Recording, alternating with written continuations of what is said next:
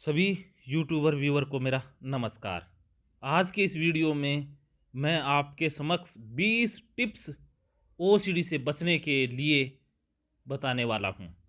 उसमें सबसे पहला टिप्स है, you are not crazy, you are creative. OCD वाले अपने आप को बावला सनकी समझने लग जाते हैं। अपने आप को कुछ लोग तो यहाँ तक कहने लग जाते हैं कि कहीं मैं पागल तो नहीं हो गया हूँ। वास्तव में ओसीडी वाले कभी बावले या क्रेजी नहीं होते हैं, वो तो क्रिएटिव होते हैं।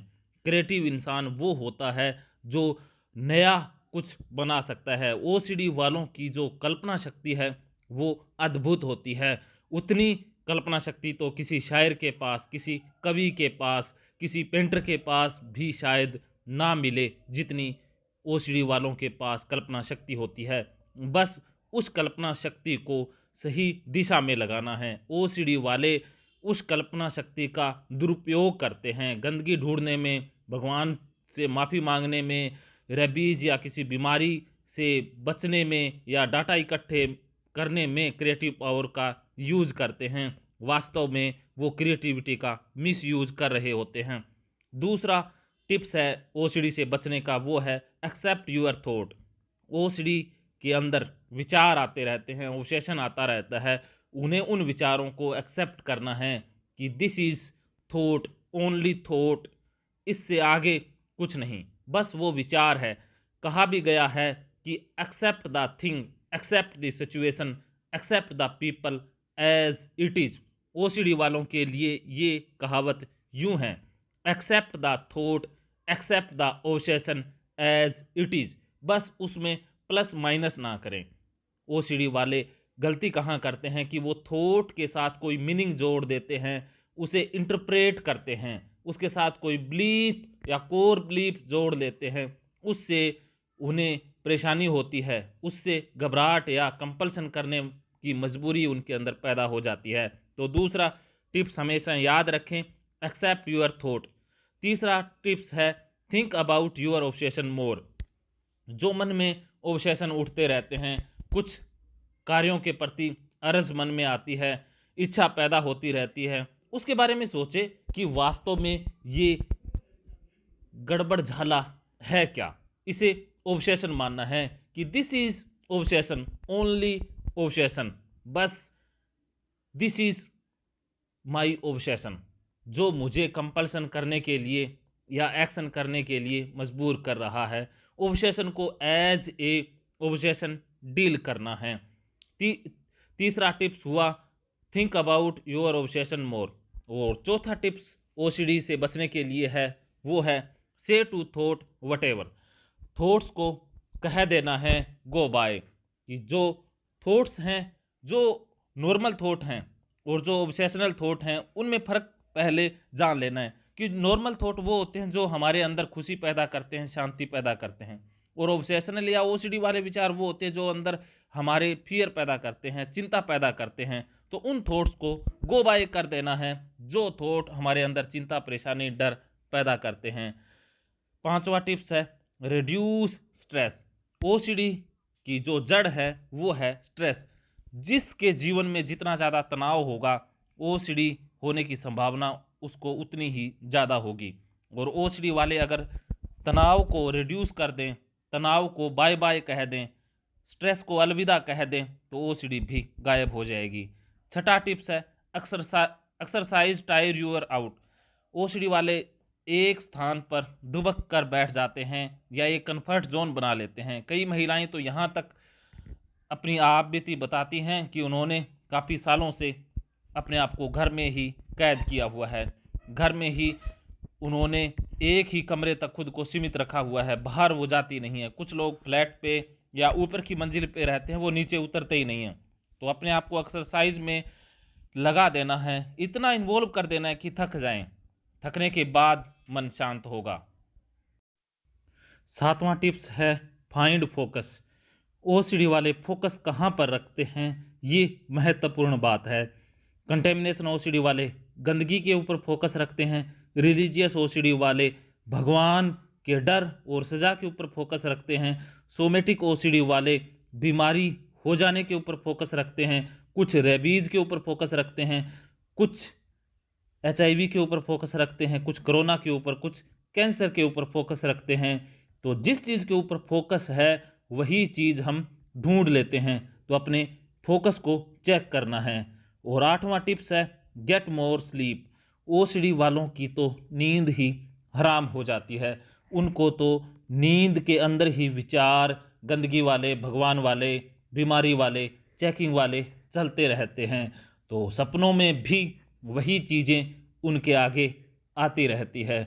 कहा भी गया है कि अगर हम सोते वक्त खुश हैं तो हम उठते वक्त भी खुश होंगे। अगर हमें सुबह को सुधारना है तो सुबह को सुधारने से पहले हमें शाम को सुधारना होगा। अगर हमारी शाम अच्छी है तो सुबह भी अच्छा होगा। सोते समय अगर हम खुशी के साथ सो रहे हैं तो उठते वक्त हम खुशी और नई ताजगी के साथ उठेंगे। तो नींद का मज़ा लेना है, क्वालिटी नींद लेनी है, नींद को एंजॉय करना है। इसके बाद आता है 9वां tips live in the now. Present moment में जीना है। OCD वाले कभी भी प्रेजेंट मोमेंट में तो जीते ही नहीं हैं। या तो पास्ट की यादों में जीते हैं, पास्ट मेमोरी से चिपके पड़े होते हैं, या फिर वो फ्यूचर की टेंशन में, फ्यूचर में कुछ बुरा हो जाएगा। कंटेमिनेशन OCD वाले फ्यूचर में ऐसे जीते हैं जैसे कहेंगे कि घर गंदा हो जाएगा, कोई बीमारी लग जाएगी, कोई कीटाणु लग जाएगा। हमेशा फ्यूचर के डर के ऊपर ही फोकस करते हैं। चेकिंग वाले फ्यूचर में कोई चोरी हो जाएगी, कुछ हो जाएगा, पास्ट की कोई चीज़ को पकड़ लेंगे तो पास्ट फ्यूचर में वो ट्रैवल करते रहते हैं। और जो सोमेटिक OCD वाले हैं वो फ्यूचर में कोई बीमारी हो जाएगी उसी के ऊपर फोकस किए रहते हैं। रिलीजियस OCD वाले भगवान सजा दे देंगे, फ्यूचर में कुछ हो जाएगा उनके साथ बुरा, उसी के ऊपर वो अटके रहते हैं। अगर OCD वाले प्रेजेंट मोमेंट में जीना सीख जाएं तो OCD छूमंतर हो जाएगा। इसके बाद 10वां टिप्स आता है think positive but don't force it. कहा ऐसा गया है कि हमेशा पॉजिटिव सोचो, पॉजिटिव सोचो। तो OCD वाले धक्का करने लग जाते हैं खुद के साथ। वो नेगेटिव चीज़ों को पॉजिटिव चीज़ों के साथ रिप्लेस करने की कोशिश करते हैं, वो कन्वर्ट करने की कोशिश करते हैं। और जैसे कोई नेगेटिव विचार, कोई नेगेटिव इमोशन उनके मन में आता है तो उसे बदलने के लिए वो पॉजिटिव चीज़ों को पैदा करने की कोशिश करते हैं। इस चक्कर में वो बड़ी परेशानी के शिकार हो जाते हैं, जिसे रूमिनेशन OCD कहा जाता है, प्योर ऑफ होम OCD कहा जाता है। Pure of home rumination OCD के शिकार वही होते हैं जिन्होंने ज़बरदस्ती पॉजिटिविटी अंदर ठूसने की कोशिश की होती है। इसके बाद 11वां टिप्स आता है एम्बैरेस फियर। अब देखिए कि फियर जो है उसका ओरिजिन क्या है, उससे डिटैच होना है। डर अलग है, हम अलग हैं। डर और फियर महज एक इमोशन है। डर को इंटरप्रेट नहीं करना है, डर को कोई मीनिंग नहीं देना है। हमेशा 2 बातें याद रखें। एक होता है डेंजर। डेंजर का मतलब है खतरा। अगर मेरे सामने शेर आ जाए तो खतरा है। अगर मैं 10वीं मंजिल पर हूँ और नीचे कूदने का सोचूं तो खतरा उसमें है। डेंजर है कि मैं नीचे कूद गया तो राम नाम सत्य तो पक्का होना ही होना है। ये तो रियलिटी में जो होता है उसे खतरा बोला गया है, डेंजर बोला गया है। जैसे मैं बिजली की नंगी तार को छू लूँगा तो मेरा पटाखा तो बोलना निश्चित है। इसे हमेशा डेंजर की श्रेणी में रखा गया है। ये रियल जो फियर होता है उसे डेंजर बोला गया है। और जो काल्पनिक होता है, साइकोलॉजिकल होता है, वो महज फियर ही होता है। जैसे काल्पनिक चीज़ों से डर जाना, काल्पनिक भगवान से डर जाना, गंदगी से डर जाना, काल्पनिक चीज़ों से डरना हमेशा साइकोलॉजिकल फियर है। हमें डेंजर और फियर में अंतर करना आना चाहिए। इसके बाद 12वां टिप्स आता है एक्सपेक्ट ए रिलैप्स। देखिए ज़िंदगी में जब हम चलते हैं तो गिरते पक्का है, चोट भी लगती है। बच्चा जब पहला कदम रखता है उसके बाद वो गिर जाता है, चोट भी लगती है, रोता है। इसका मतलब ये नहीं है कि बच्चा दूसरा कदम उठाता ही नहीं है। OCD वाले बड़े असहनशील होते हैं, वो खुद को तकलीफ देना ही नहीं चाहते। जैसे ही कोई कोशिश करते हैं, कोई उन्हें मोटिवेट करता है, तो जैसे ही उन्हें असफलता मिलती है, गिर जाते हैं, तो उसके बाद वो प्रयास करना ही छोड़ देते हैं। कभी भी अपने उस कंफर्ट जोन के घेरे को तोड़ते नहीं हैं। यही चीज़ उन्हें और पीछे ले आती है। तो हमेशा रिलैप्स की संभावना रहती है, उसे स्वीकार करें और बार बार कोशिश करते रहें, रिलैप्स अपने आप कम होता जाएगा। कहा गया है कि रोड टू रिकवरी, ये रोड ऐसा है जिसके ऊपर अनिश्चितताओं का हमें सामना करना है, और यही टिप्स है बेहतरीन ओसीडी से बचने का। इसके बाद 13वां टिप्स आता है एक्सेप्ट मीडियोसिटी, कि हमें चीज़ों को एक्सेप्ट करना ही होगा। जो जीवन की अनिश्चितता है, जीवन के अंदर क्या है, कब क्या हो जाए, परसों क्या हो जाए, अगले पल का हमें भरोसा नहीं है। कहा भी गया है कि past is history, future is mystery, present is present. जो प्रेजेंट मोमेंट है वही सत्य है, ना पास्ट सत्य है, वो सिर्फ यादों का एक पुलिंदा है, सिर्फ हमारे मन के अंदर एक फाइल सेव है यादों की। इसके अलावा पास्ट कहीं नहीं है और फ्यूचर कहीं नहीं है, सिर्फ एक संभावना है, हमारी उम्मीदें हैं। और जो सत्य है वो है वर्तमान। तो हमें वर्तमान में रहना है और जीवन की अनिश्चितताएं, जो रिस्क है जीवन के अंदर, उसको स्वीकार करना है। उसके बाद जो 14वां टिप्स आता है वो है स्टे बिजी। ओसीडी वाले बिजी रहते हैं, कंपल्सन में उलझे रहते हैं, उन्हें बिजी नहीं कहेंगे। दो प्रकार के इंसान होते हैं, कुछ वो होते हैं जो बिजी रहते हैं, कुछ वो होते हैं जो अस्त व्यस्त रहते हैं। व्यस्त रहना अच्छी बात है, अस्त व्यस्त रहना बुरी बात है। तो ओसीडी वाले अस्त व्यस्त होते हैं, वो बिजी रहते हैं, कंपल्सन में उलझे रहते हैं। तो उन्हें बिजी रहना है अपने क्रिएटिव काम में। कोई प्रोफेशनल है तो जो जॉब करता है उसमें बिजी रहें, कोई स्टूडेंट है तो अपनी पढ़ाई पर फोकस करें। आपका जो दिनचर्या का कार्य है आप उसमें बिजी हो जाइए। ओसीडी वाले कभी बुक पढ़ के तो राजी नहीं होते हैं, बुक पढ़ने में राजी हो जाइए। जर्नल्स लिखिए, कि कोई शायरी लिखिए, कोई स्टोरी लिखिए, कोई पेंटिंग कीजिए। जो आपके अंदर हॉबी है उस हॉबी को बाहर निकालिए। जैसे कोई गार्डनिंग कर सकते हैं, कोई सिलाई बुनाई, या किसी भी प्रकार का आप व्यंजन बना सकते हैं, स्वादिष्ट भोजन बना सकते हैं, वो बनाइए। किसी की आप मदद कर सकते हैं, समाज सेवा कीजिए। जितना आप खुद को बिजी रखेंगे उतना ज़्यादा ओसीडी से आप दूर रहेंगे। उलझना नहीं है कंपल्सन में, बिजी रहना है क्रिएटिव कार्यों के अंदर।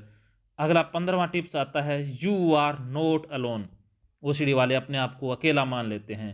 मैंने ऐसे बहुत सारे ओसीडी सफरर के मुंह से एक बात सुनी है कि वो कहते हैं कि हमारे जैसा तो कोई नहीं है, हम तो इस दुनिया के अंदर अकेले ही हैं, हम ही इस दुनिया के अंदर ऐसी वंशज या ऐसी प्रजाति है जो सिर्फ हम ही हैं, ऐसा कोई नहीं है।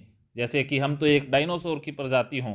देखिए कि ओसीडी वाले कभी अकेले नहीं होते, उन जैसे बहुत सारे लोग हैं, उनके साथ इमोशनल सपोर्ट के रूप में परिवार भी हैं। वो जब अपने आप को अलग थलग मान लेते हैं, अपने आप को ही अलग थलग कर लेते हैं दूसरों से, तब परेशानी कम होने की बजाय ज़्यादा बढ़ जाती है।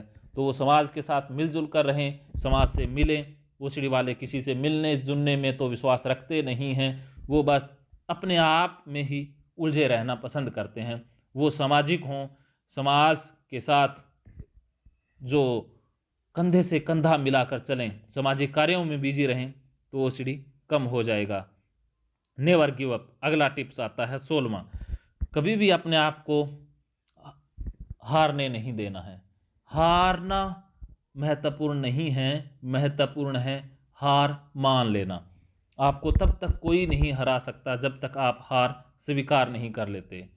ओसीडी में भी ऐसा है, जब तक आप खुद को हारा हुआ मान नहीं लेते आपको कोई नहीं हरा सकता। तो कभी भी अपने आप को कमज़ोर नहीं समझना है। ओसीडी वाले कमज़ोर नहीं होते, वो क्रिएटिव होते हैं, लेकिन क्रिएटिव फोर्स का गलत इस्तेमाल कर रहे होते हैं। 17वां टिप्स आता है डांस विद डाउट। देखिए कि डांस, अपने डाउट्स हैं उनके ऊपर हंसना है।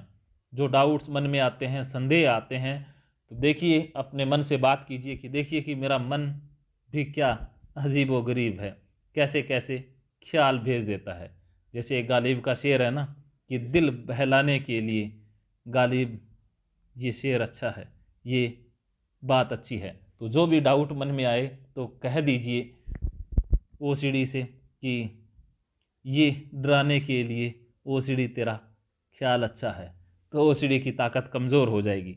जब आप डर जाएंगे, जब आप चिंतित होंगे डाउट से या ऑब्सेशन से, तब ओसीडी हावी हो जाता है।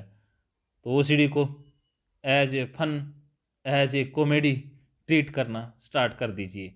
18वां टिप्स आता है keep OCD to yourself. देखिए कि ओसीडी है, अपने तक सीमित रखें।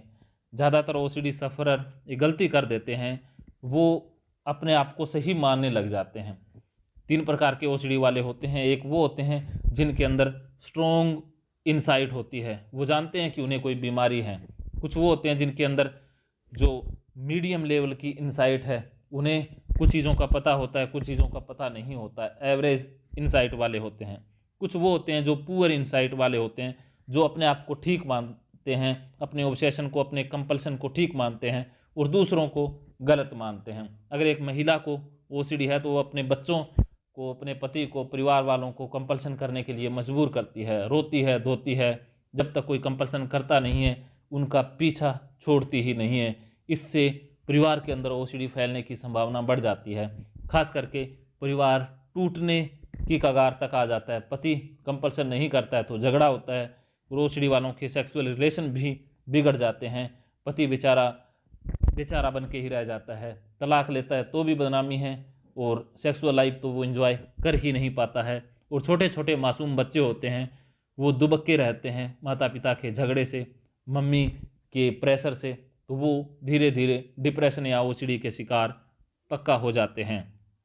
तो ओसीडी वाले इनसाइट को पुअर ना होने दें, स्ट्रॉन्ग रखें और एक्सेप्ट करें कि मुझे परेशानी है, मुझे इलाज लेना है जोधपुरिया से, मैंने बच्चों के अंदर ओसीडी को नहीं आने देना है। जितना जल्दी हो सके आपको जोधपुरिया जैसे कोई भी जो अच्छे साइकोलॉजिस्ट काउंसलर हैं उनसे बात करके अपना ट्रीटमेंट करवाने की आवश्यकता होती है, ना कि दूसरों के अंदर ओसीडी फैलाने की ज़रूरत होती है। इसके बाद 19वां टिप्स आता है you are not your OCD. आप ओसीडी नहीं हैं, आप ओसीडी से अलग हैं। ओसीडी वाले अपने आप को ओसीडी मान लेते हैं कि मैं ही ओसीडी हूँ, जो कर रहा हूँ मैं ही कर रहा हूँ, जो ऑब्सेशन आते हैं मैं खुद ला रहा हूँ, कंपल्सन जो कर रहा हूँ वो मैं खुद कर रहा हूँ, पाप के विचार आ रहे हैं मैं खुद ला रहा हूँ, सेक्सुअल विचार मैं खुद ला रहा हूँ, जितने भी नेगेटिव भगवान के प्रति गाली गलौज सब कुछ मैं ही कर रहा हूँ, वो इसे अपनी जिम्मेदारी मान लेते हैं। ओसीडी वालों के अंदर तो एक्यूट सेंस ऑफ रिस्पॉन्सिबिलिटी की क्षमता होती है, वो इसी कारण से अपने आप को ओसीडी से ही जोड़ देते हैं। तो उनको अपने आप से अलग करना है ओसीडी को कि ये मेरे ऑब्सेशनल थॉट हैं, ये मेरे कंपल्सन हैं, this is not me, this is my OCD. ये भी अपने आप को रिलेबल करते रहना होगा। और लास्ट टिप्स आता है focus on progress not perfection. OCD वाले परफेक्शनिज्म के आदी होते हैं। कंटेमिनेशन ओसीडी वाले घर को नीट एंड क्लीन रखते हैं, चमका के रखते हैं। बर्तनों में एक खास बात आपको मिलेगी कि ओसीडी वालों का घर कभी गंदा नहीं मिलेगा, एक भी धूल का कतरा उनके घर में नहीं मिलेगा। किचन भी ऐसा मिलेगा जैसे कि नया बनाया हो। घर में सारा सामान ऐसा मिलेगा जैसे कि सामान आज ही खरीदा हो, सब कुछ चकाचक मिलेगा। सफाई के मामले में वो परफेक्शनिज्म होते हैं। और रिलीजियस ओसीडी वाले अपने आप को बड़ा धार्मिक समझते हैं, धार्मिक क्षेत्र में वो परफेक्शनिज्म के शिखर पर पहुंचना चाहते हैं। कुछ गलत हो गया तो उस कारण से वो ओसीडी के शिकार हो जाते हैं। सोमेटिक ओसीडी वाले भी अपने आप के शरीर के प्रति परफेक्शनिज्म की हद तक गुजर जाना चाहते हैं। जैसे कहते हैं ना कि प्यार के अंदर हमें हद से भी गुजर जाना है, तो ओसीडी वाले तो रियलिटी में हद से ही गुजर जाया करते हैं।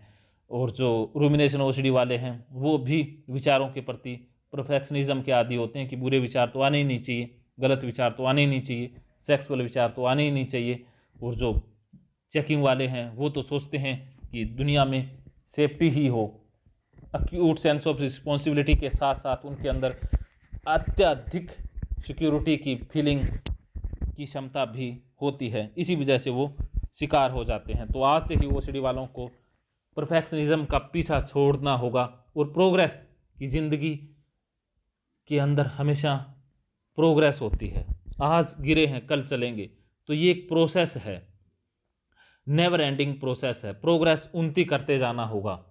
जो कभी ख़त्म नहीं होती है, बस चलते जाना होगा। परफेक्शनिज्म सिर्फ एक शब्द है, कभी हासिल नहीं होती। कोई भी इंसान इस दुनिया में परफेक्ट नहीं है, कोई भी इंसान इस दुनिया में ना परफेक्ट हुआ ना होगा। बस तो ओसीडी वाले ये गलती कभी ना करें अपने आप को परफेक्शनिज्म तक पहुंचने की। कोई नहीं है तो वो कैसे पहुंच पाएंगे? हर इंसान के अंदर कमियां हैं, हर इंसान के अंदर खूबियां हैं। तो फोकस ऑन खूबियां, स्ट्रेंथ के ऊपर फोकस कीजिए, कमियों के ऊपर कतई फोकस ना करें। तो जीवन को प्रोग्रेस माने, ना कि परफेक्ट माने। मुझे उम्मीद है कि ओसीडी सफ़रर को मेरी बातें गहरे से समझ आ गई होंगी।